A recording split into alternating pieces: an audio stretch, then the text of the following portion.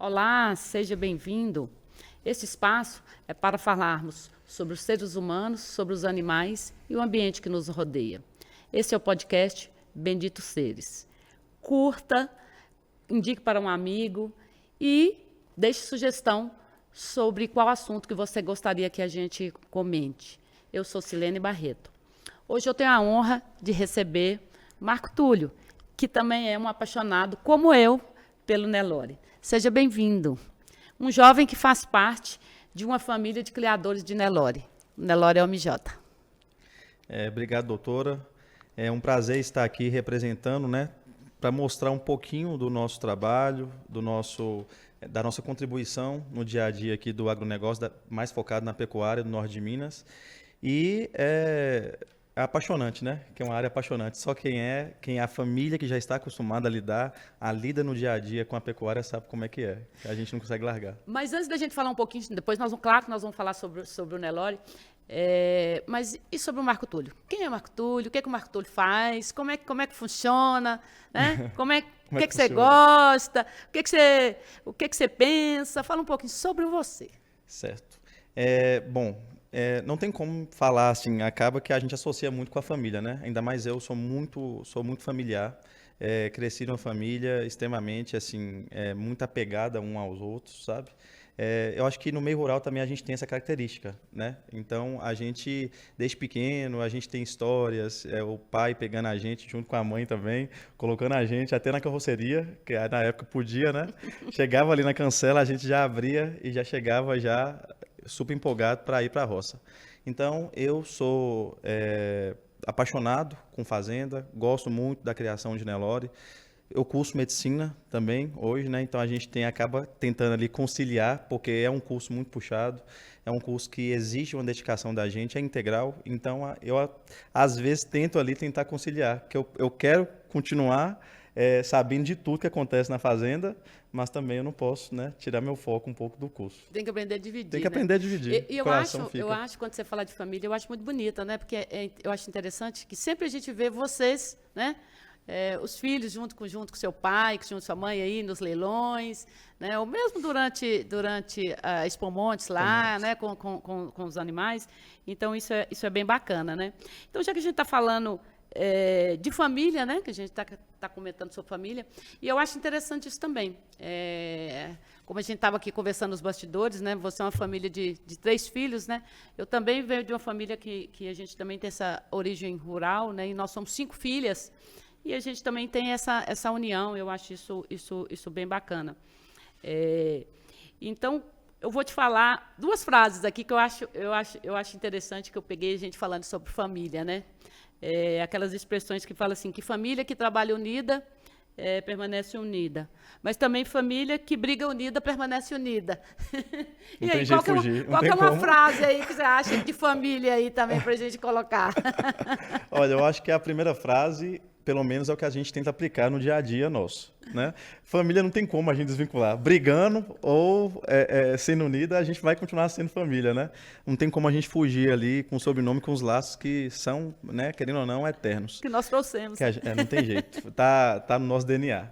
Mas uma frase, essa primeira frase é perfeita, se aplica a gente. A gente tenta e consegue, graças a Deus, nos manter sempre unidos, né? Sempre ali no caminho da trajetória que o nosso pai sempre tentou nos ensinar e, graças a Deus, foi com bastante sucesso. Então, a gente, claro que há discordâncias, há discussões até, às vezes acaloradas. Salutares. Né? Seria muito aqui querer pintar uma família feliz, né? Demais, daquelas propagandas da Globo, mas não é isso que a gente tenta.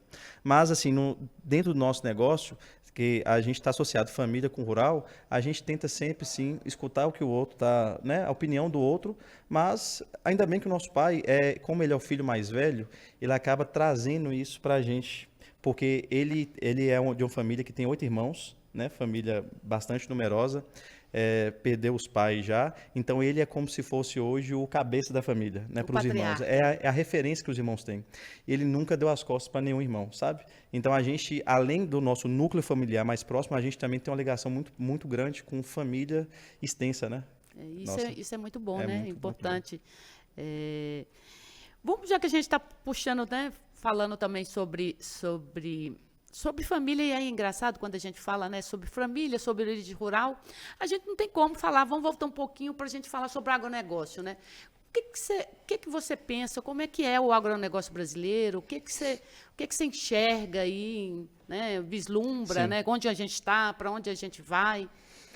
Olha, falando de agronegócio, não tem como a gente falar das polêmicas que o agronegócio, e a gente entende disso, a gente sabe, né? Diversas notícias, até mesmo entrando muito no mundo político, de ideologias diferentes, querendo atacar agronegócio, então acaba pintando, porque a palavra agronegócio acabou ficando com uma palavra achincalhada, né? É uma palavra assim de coisa ruim, às vezes, para muita gente.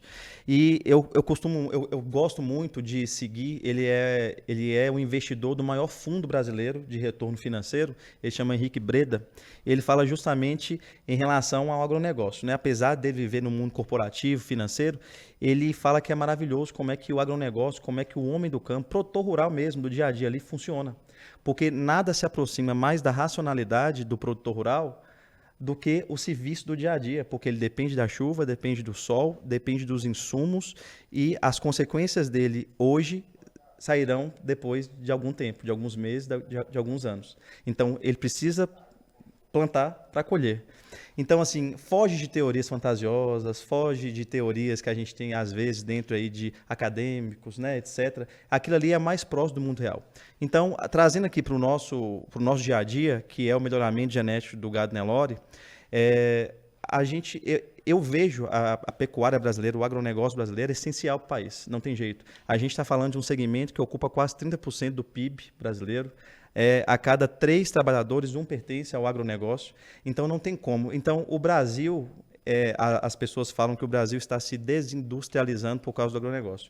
Isso é uma falácia, né? Totalmente. Pelo contrário, né? Pelo Ele está contrário. dando suporte para Sim, com certeza. a indústria, né? Justamente. Então, assim, o Brasil seria infinitamente pior sem o agronegócio e sem os produtores rurais. E focando só no pecuarista, a gente tem em torno de 700 mil pecuaristas no Brasil. Pegando com a agricultura, a gente tem milhões. Então, a gente está falando de uma dimensão de 30 milhões de trabalhadores que dependem desse segmento. Como falar que isso não é suficiente? E a gente está falando isso aí só as pessoas que dependem diretamente. Fora quem Todos dependem. todos É aquela velha alimentar, frase. né? Quem é que aquela velha alimenta a frase. cidade, Se o né? homem do campo não planta, o homem da cidade não janta. Eu acho interessante quando a gente busca os números mesmo, né? Quando a gente começa a falar sobre produto interno bruto, quando a gente começa a falar sobre o número de habitantes na Terra, né? Quem que vai alimentar tudo isso? Quando a gente olha o balanço positivo ou o balanço negativo, qual é a área que está dando suporte? Então, é incontestável, né? Quando a gente fala que realmente o agronegócio ele tem o seu protagonismo e a sua importância, né? E o fato de ser, né? A gente saindo um pouquinho mais, vamos voltando um pouco mais para a pecuária em si, né? Pecuária. E o fato de ser pecuarista, né? O que você pensa? Como que é isso para você? Inclusive também trazendo, polêmicas que a gente também tem, polêmicas a questão da sustentabilidade aí. Sim, claro. Né? Como vocês, né? O negócio, né? Vocês enxergam essa parte? A pecuária, assim, ela, dentro do agronegócio, a pecuária, eu acho que é o segmento que é mais agredido. Tem muitas teorias no meio da pecuária, em torno do consumo da carne, da sustentabilidade.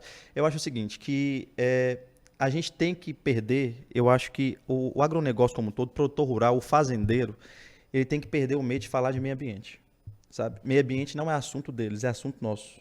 Porque aqui no Brasil a gente não tem mais pessoas que têm mais interesse com o meio ambiente equilibrado do que os fazendeiros, porque nós somos as pessoas né? que mais dependemos. Se os ciclos da chuva se desregularem, a gente vai ser afetado. Então, se as matas ciliares forem desmatadas, a gente vai perder aquele rio que valoriza tanto a nossa propriedade. Então, quando a gente vê uma fazenda que tem uma nascente, aquilo ali é a coisa mais maravilhosa, que todo fazendeiro tem um orgulho de falar disso. É o maior preservador, claro, né? É o maior preservador. Inclusive, isso aí está no nosso Código Florestal de 2012. A gente preserva, a gente tem as reservas legais dentro de nossas fazendas. Aquelas fazendas que estão ali em florestas, na Amazônia, tem que preservar 80%. Quando a gente fala de cerrado, tem que preservar 35% do nativo da fazenda. E o restante do país, nós aqui em Minas Gerais, temos que preservar 20%. Então, como falar de meio ambiente sem falar de produtor rural? Então, a gente, é claro, existem, aí eu, utilizando a palavra da ministra da Agricultura, Tereza Cristina, existem os bandidos da floresta. Como Existe, qualquer qualquer lugar, profissão né? tem Como isso, qualquer profissão. Dentro do produtor rural também tem isso? Tem. A gente deve combater, mas existe uma gama de A produtor grande rural. maioria, Perfeito. né? Que pensa. Eu vi uma frase que eu achei interessante, né? Que eu vi até no Instagram, né? Da OMJ, né? Café no bule, o sol iluminando nosso caminho e ar puro da roça. O que é isso, né? Nossa Senhora. O café do bule para você, o que é o café no Eu acho bule? assim que Esse ar, né? eu acho que só quem sabe aquele fogão a lenha lá, aquela lenha queimando, tá vendo aquela água fervendo, aquele cafezinho, aquele cheiro de café saindo na hora, junto com aquele clima de roça, que o clima de roça, quando eu fecho os olhos, eu penso o quê? Pássaros, né? Árvores ao redor da sede da fazenda e a xícara cheia com café quente. E aquela fumaça. E o silêncio, né? Nossa, Só com o esse silêncio da não tem natureza, como. né? O silêncio da natureza não tem É como. muito legal. Então, assim, o pôr do sol, o nascer do sol, quem vive em roça a gente acha que é uma vida muito monótona, é uma vida que é tudo igual todos os dias, não é. Todo dia a gente tem uma coisa nova e a gente tem uns perrengues também que tem na roça. Com certeza, Muitos perrengues. Vamos falar um pouquinho aí. Fala um pouquinho aí sobre o Nelore OMJ. Vocês atuam, né, no melhoramento genético aí da raça Nelore. Como que surgiu? Conta um pouco a história, como que é o trabalho de seus hoje. Olha, o Nelore OMJ, a gente é especializado na evolução genética do gado Nelore, que é praticamente aí mais de 80% do rebanho brasileiro. E aqui no Brasil a gente tem uma evolução genética do gado Nelore extraordinária, né? Exemplo para o mundo inteiro. Então é a raça zebuína mais prevalente no país e que tem mais estudos de melhoramento, com vários estudos apoiados pela ABCZ, Embrapa também muito associada. E adaptados ao nosso clima. Adaptados ao nosso clima, né? É o gado que melhor adaptou, não tem jeito. E quando a gente pensa aqui no norte de Minas, então, né? Mais ainda, né? Que é muito tropical, muito seco, é mais ainda adaptado. Então, a gente, na verdade, meu pai, né, ele sempre gostou muito, também, claro, influência do meu avô. Então, sempre foi muito apaixonado por gado Nelore, sempre visitou grandes fazendas aqui, e a gente tem grandes referências aqui, a Colonial é uma referência para a gente obteve muitos animais dele, né, na época o gerente Zé Aparecido, hoje prefeito. Então, assim, a gente fala que a nossa base é a Colonial, que é uma seleção aí de 50 anos. Nós somos uma seleção aí que nós estamos no nosso 15ª edição de leilão, esse ano vai ser a 16ª. A gente tem mais aí de uns 20, 25 anos que estamos atuando mesmo, focados na raça Nelore. Inicialmente, a empresa ela focou tanto na comercialização de touros melhoradores, também fêmeas também, né, que a gente disponibiliza para alguns plantéis que têm esse interesse de evolução genética para vender touros para os seus clientes regionais. Só que a gente também focava um pouco em pista. Pista é o julgamento que acontece nas exposições. A gente chegou a participar já de julgamentos fora de Montes Claros, próximo de Belo Horizonte. Nós chegamos aí já, inclusive, para Uberaba. Só que hoje ganhamos prêmios, a gente tem os troféus lá. É um orgulho que a gente tem, né, no começo, que a gente tem na fazenda. Mas hoje a gente abandonou a pista e nós focamos no melhoramento genético para comercialização de touros. E uma coisa que eu acho que é interessante, que eu acho que vale a pena a gente ressaltar, porque vocês fazem um trabalho de melhoramento genético a pasto, né? A pasto. Que eu acho que isso é muito interessante, porque quando você trabalha com um melhoramento genético, mas focando, né, em um animal estabulado, talvez aí alguns genes que estão aí, que deveriam se expressar, não estão expressando. Então, acho bem interessante. Então, provavelmente, por exemplo, se sai um animal do plantel seus, e pode ir para qualquer fazenda no norte de Minas, nas nossas condições, e ser criado no campo tranquilamente. Normalmente. Né? Isso é muito importante porque, assim, projetos de pecuária, cada um tem um seu e cada um busca os seus objetivos, né? O nosso objetivo é ter um animal extremamente produtivo. Produtivo, a gente busca uma precocidade, rusticidade mesmo do animal, porque aquilo ali é o que vai garantir para a gente uma pós-venda bem qualificada.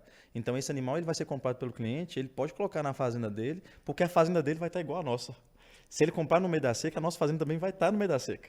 Não vai ter nada artificial. Entendeu? A gente coloca nos animais que vão para os leilões 90 dias de trato, porque aí esses animais... E a gente faz questão de anunciar isso. A gente anuncia isso em todas as divulgações do leilão, inclusive anunciamos no catálogo do leilão, e o leiloeiro, no dia, ele fala isso. Os animais estão tratados de 90 dias, 85 a 90 dias, para melhor apresentação, né? Porque Sim. a gente expõe, a gente Porque participa vocês desse momento. fazem, né? Tem um leilão, já é tradição, tem Sim. um leilão nesse Expomontes, né? Expomontes. Então vocês já estão começando aí a trabalhar para a Nosso exposição, orgulho né? Expomontes. E como é que é o feedback aí dos clientes, né, que compram os touros seus? Como é que funciona? Os clientes, assim, é clichê, mas é verdade. Os clientes, muitos clientes, se tornam muitos amigos nossos, sabe? Porque acaba que eles nos visitam, às vezes a gente faz aquele churrasco que tem que fazer. Eles vão no pavilhão, no parque, a gente deixa lá expostos, né, os animais todos os dias na Expomontes, os animais que vão ser comercializados. Então, assim, a gente recebe um retorno, um feedback muito positivo dos nossos clientes. E isso aí é um atestado, né, de que comprova a eficiência dos nossos animais. Então, a gente tem uma relação muito boa mesmo. É raro, quer dizer, raro não, acho que nunca aconteceu de um cliente ficar, assim, descontente com o leilão, com os nossos animais. Então, a gente recebe o feedback, a gente recebe postagens e o melhor de tudo, a gente recebe até crias dos nossos touros, né? Crias, assim, excepcionais. E a gente faz questão de postar isso para todo mundo ver. Bacana. E quando assim, a gente fala, né, que vocês têm essa venda, né, durante Expomontes e tudo, mas o trabalho mesmo... não começa nos 90 dias antes. Então, começa nos acasalamentos, tudo. Vocês têm todo um trabalho dirigido, tem todo um trabalho profissional ali por trás para fazer essas escolhas de quais os acasalamentos que vão ser feitos, tudo isso, né? Tem muitas mãos, né, envolvidas. Ali, eu costumo falar, a gente fala que o leilão é um dia, só é uma noite, na verdade, que consagra todo um trabalho. É a cereja do bolo. Que é o mais visado, né? Ali que todo mundo vai poder ver pelo menos os 20% melhores dos animais daquela safra. Então, igual, por exemplo, ano passado, a gente já começou a fazer o acasalamento dirigido dos animais para Expomontes para o leilão de 2024. Então, assim, são 3 anos antes, né? 2021 para 2024. Então, é todo um trabalho, desde ali, como se diz, tem que plantar para colher. Então, a gente escolhe os melhores touros que estão sendo nacionalmente falados, claro, aliando com a característica que a gente quer colocar nas nossas vacas, que as fêmeas são, né, o patrimônio genético da seleção. Então, não adianta querer comparar aí touros em várias fazendas se as fêmeas não são as mesmas. Então, a gente faz um trabalho criterioso com a ajuda de técnicos. A gente tem um técnico que vem, inclusive, de fora, ele é do Paraná, nos auxilia nisso aí, muito competente, muito bom, e que tem já uns 3 anos que a gente trabalha com ele, sabe? Mas é claro, a gente também tem o nosso toque no final, não tem jeito. Sim, com certeza, né? Que a gente conhece, né, as fêmeas que a gente está ali para emprenhar. E aonde quer chegar, né? Aonde também, quer chegar. Né? É o objetivo. O objetivo, né? Isso é importante, né? Assim, vocês são uma criação, meninos novos, trabalhando junto aí, e como você vê o marketing e o uso das redes sociais, né, como ferramenta profissional aí no negócio, né, do Nelore MJ? Ó, Celene, eu acho assim essencial, sabe? Eu sou o mais novo dos filhos, então eu acabo que, não é só porque eu sou mais novo, não, porque hoje tem muita gente mais velha do que eu, que é muito mais antenado. Só que meu pai também, ele não tem rede social, ele não tinha rede social, que hoje ele acaba também mexendo. Só que na época, eu falei assim, olha, eu acho que interessante a gente criar vamos criar uma rede social. Criar uma rede social porque hoje é um meio fácil, todo mundo está com o celular na palma da mão, acessível e barato. Então, além dos meios de divulgação tradicionais, vamos aliar ali junto com rede social.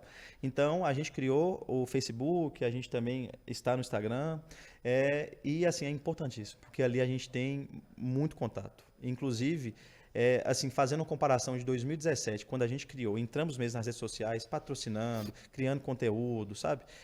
Fazendo editação de vídeos mesmo, tudo, a gente conseguiu ter assim, um salto de clientes que talvez a gente não conseguiria atingi-los, né? Para vir nos nossos leilões. Essa é a importância da rede social, né? A gente consegue atingir, talvez, um público que fora do do universo local nosso aqui, Sim. que fica conhecendo, né? Fica conhecendo também. Porque o essa importante não é só o possibilidade. cliente para vir. Sim. É interessante também para o público ver como é que funciona a fazenda, entendeu?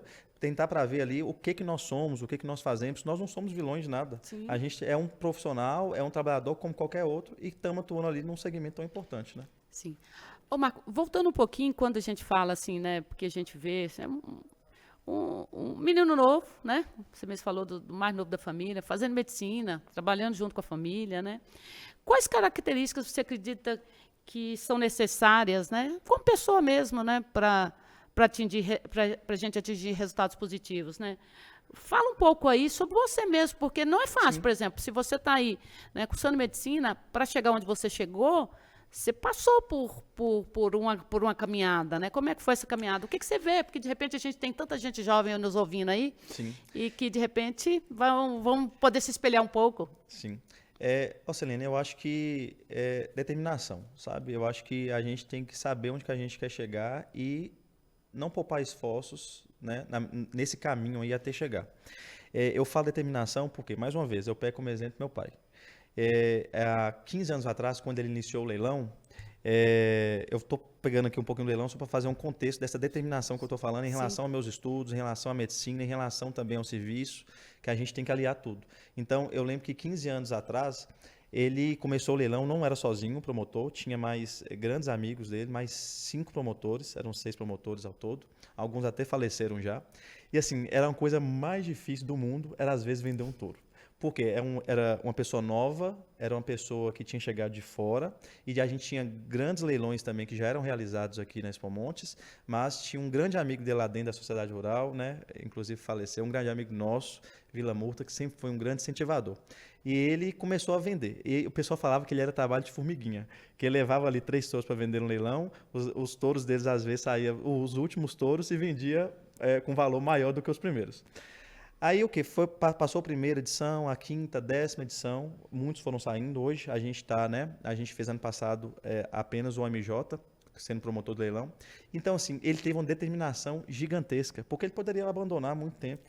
Ele poderia abandonar, só que ele sabia onde que ele queria chegar e a paixão que ele tinha. Então eu trago isso aí para minha vida, essa determinação e essa coragem também, que a gente tem que ter coragem, né, Celina? A gente não pode ter vergonha das coisas. Não. A gente tem que chegar e ter humildade também de saber quando a gente não está à altura para fazer aquilo ali e pedir a ajuda das pessoas mais capacitadas. Com certeza, bacana.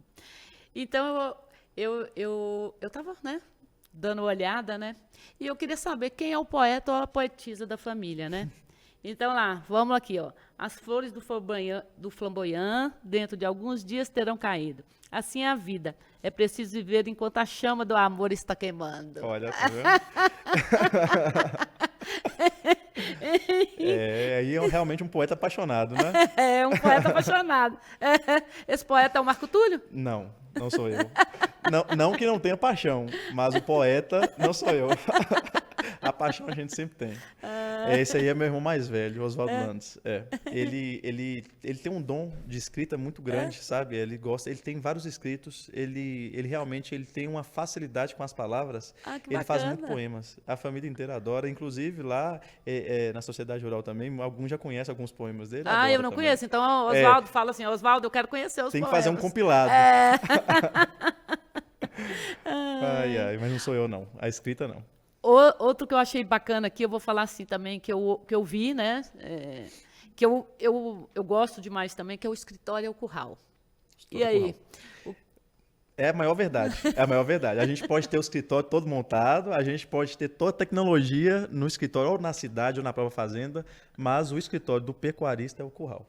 Não tem jeito, é ali que a gente vai analisar cada animal, a gente vai fazer os acasalamentos, a gente vai analisar a morfologia do animal, a genética do animal, e ali que é todos os convidados. A realidade está ali, né? Ali que é todos os convidados querem ir. Vamos embora pro curral, e a churrasqueira, mas enquanto a churrasqueira não fica pronta, a gente tá no curral. Pois é, e o próximo é essa, domingo combina com churrasco. Domingo combina com churrasco, justamente. Já criaram a segunda-feira sem carne, a gente tá pondo domingo com churrasco. Ô Marco, para conhecer um pouquinho mais para você, né? Uhum. O que a espiritualidade significa para você? Que eu vou falar para mim. Para mim, a espiritualidade é a gente conseguir olhar em volta, né? Para a sociedade, né? E E eu acredito muito que nós somos seres espirituais em uma existência humana. E para você, qual que é o significado de espiritualidade, né? Como você... Sim. Olha, para mim, espiritualidade também é extremamente importante, e aí eu alio muito com religião. São coisas diferentes, né? Mas eu alio muito com religião. Eu sou católico, eu sou católico que realmente eu pratico, eu tento praticar o máximo possível. E para mim, espiritualidade é aquilo que te alivia dos momentos de tensão, sabe? Não de uma forma egoísta, que eu vou utilizar a espiritualidade só a meu favor, mas também você tem um dever também para você receber. Então, às vezes a gente fica muito com espiritualidade, uma coisa muito teórica, uma coisa muito abstrata. Eu acho que espiritualidade concreta é aquela que você faz ações que você tem capacidade de fazer e que você ajuda o próximo. Também. Inclusive, você tem uma ação perfeita, uma ação linda mesmo, de distribuição mesmo de alimentos, né, à noite, que você vai ali com todo esforço, bacana, com todo o dom. Eu acho que isso aí é um exemplo mais concreto.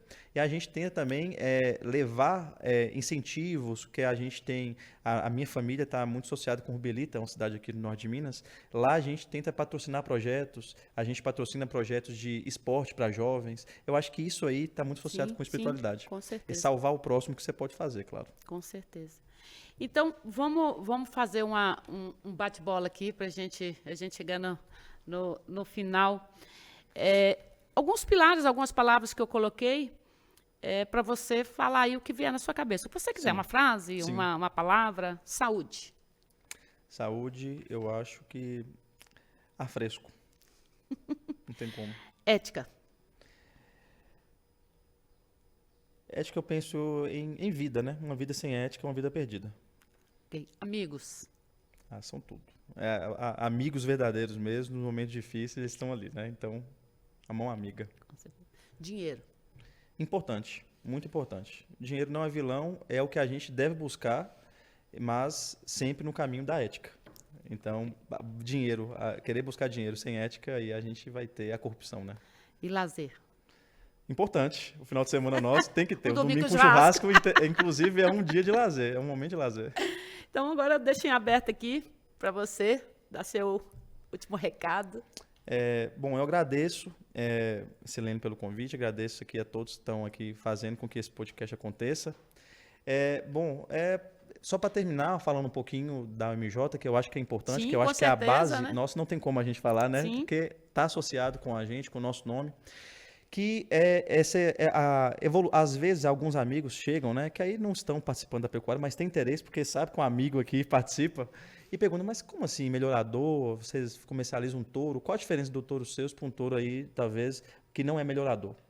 Olha, números do IBGE, Instituto Brasileiro de Geografia e Estatística, atestam, aí pegando aqui a pecuária nacional, a importância desse melhoramento genético da pecuária nacional, Brasil como exportador, Brasil como a pecuária sendo utilizada pelo Brasil como superávit primário. Então, a gente pega números, eu vou só citar alguns números rápidos aqui, que nós tivemos nos últimos 30 anos, que a gente teve um incremento tecnológico, né, muito importante, a gente teve aumento de 12,8% do rebanho brasileiro.